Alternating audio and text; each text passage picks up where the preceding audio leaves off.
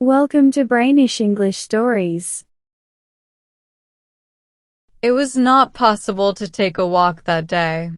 We had been walking for an hour in the garden with no leaves in the morning.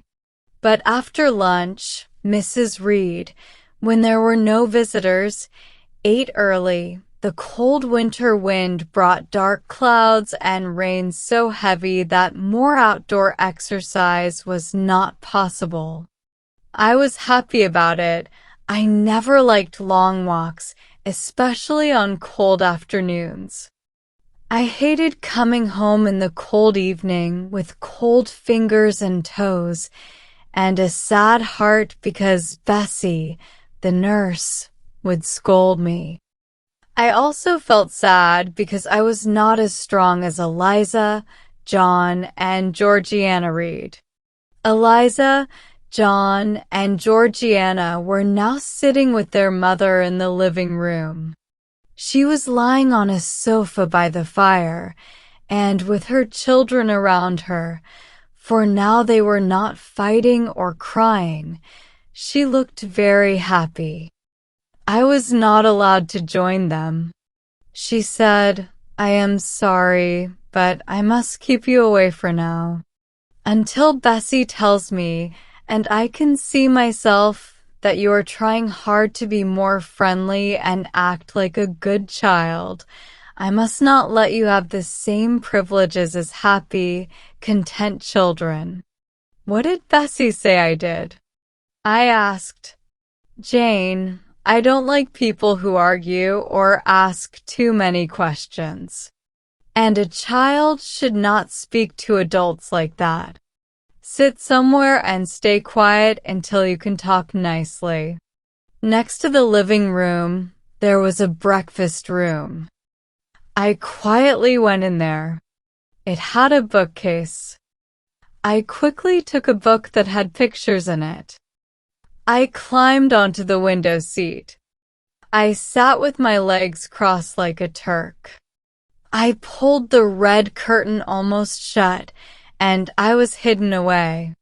The red curtain closed my view on one side. On the other side, the window showed the gray November day. Sometimes, while I turned the pages of my book, I looked out at the winter afternoon. Far away, the sky was full of mist and clouds. Close by, the lawn was wet and the bushes were beaten by the storm. The rain kept falling, pushed by the strong wind. I looked back at my book, Buick's History of British Bird Star. I did not care much about the words, but some of the first pages caught my attention. These pages talked about where the seabirds lived. They talked about lonely rocks and cliffs where only birds lived. They described the coast of Norway, full of islands, from the south to the North Cape, where the Northern Ocean, in big, swirling waves, boils around the empty, sad islands of farthest Thule, and the Atlantic waves crash into the stormy Hebrides. I couldn't ignore the mention of the cold shores of Lapland, Siberia, Spitsbergen, Nova Zembla, Iceland, and Greenland. It talked about the wide, icy Arctic zone and those far, lonely places covered in frost and snow, where thick ice, built up over hundreds of winters, covers tall mountains around the North Pole. These places of white ice made me think of my own ideas, like shadows in my mind, unclear but very strong. The words in these first pages made me look closely at the pictures that followed. They showed things like a rock standing alone in a wild sea, a broken boat on an empty coast, and the cold moon looking through clouds at a sinking ship. I don't know what feeling I had about the lonely graveyard with a stone, its gate, 2 trees, and the low sky surrounded by a broken wall with a new crescent moon showing the evening time. I thought the 2 ships, not moving on the still sea, were ghost ships. I quickly turned the page when I saw the picture of a demon holding down a thief's heavy bag. It was too scary for me. Another scary picture was of a black creature with horns sitting far away on a rock, watching a crowd standing near a hanging gallows. Each picture told a story. Many of the stories were hard for me to understand, but they were very interesting. They were as interesting as the stories Bessie, the nurse, sometimes told us on winter evenings when she was in a good mood. When Bessie set up her ironing table by the fire in the nursery, she let us sit near her. While she ironed Mrs. Reed's lace and nightcap, she told us stories about love and adventure from old fairy tales and ballads. Later, I found out some stories came from books like Pamela and Henry, Earl of Moreland. With Buick on my lap, I felt happy in my own way. I wasn't afraid of anything except being interrupted. But the interruption came too soon. The breakfast room door opened. "Boo! Madam Mope," yelled John Reed's voice. Then he stopped. He thought the room was empty. "Where is she?" he shouted. "Lizzie, Georgie."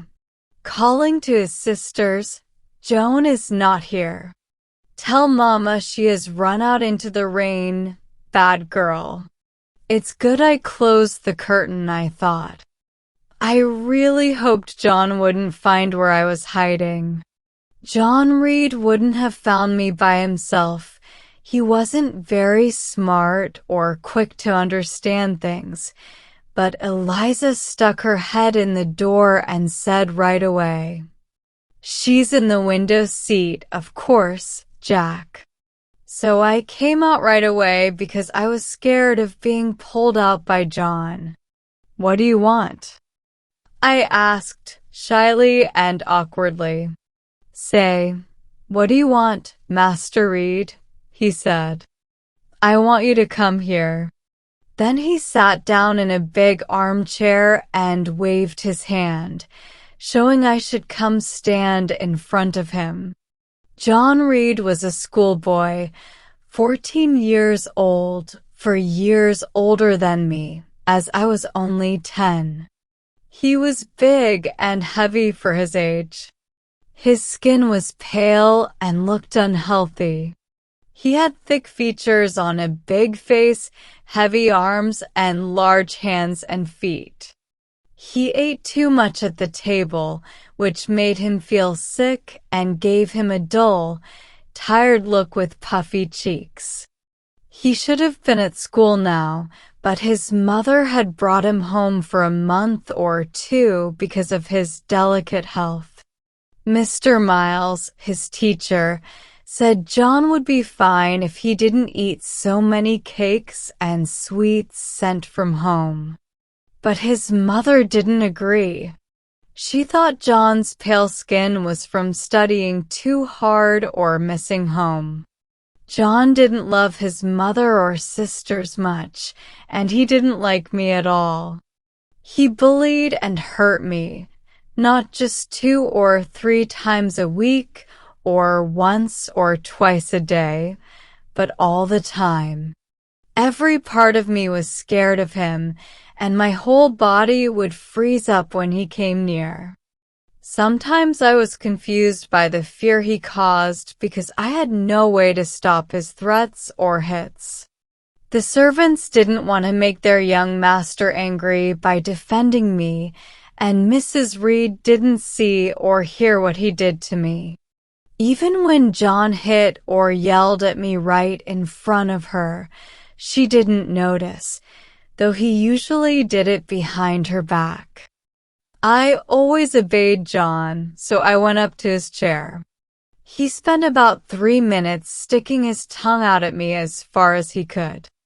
I knew he would hit me soon, and while I waited for the blow, I thought about how disgusting and ugly he looked. I wonder if he saw that thought on my face, because suddenly, without saying a word, he hit me hard. I stumbled, and when I managed to stand again, I stepped back a bit from his chair. "That's for being rude to Mama earlier," he said, "and for hiding behind the curtain, and for the look in your eyes just now, you rat." I was used to John Reed's bullying, so I never thought of talking back to him. All I cared about was how to handle the hit that would come after the insult. "What were you doing behind the curtain?" he asked. "I was reading," I answered. "Show me the book." I went back to the window and got the book. "You have no right to take our books," he said. "You're dependent. That's what Mama says.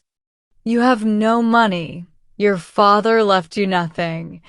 You should be begging, not living here with children like us, eating the same food and wearing clothes that our mama pays for. Now I'll teach you not to touch my bookshelves. They're mine.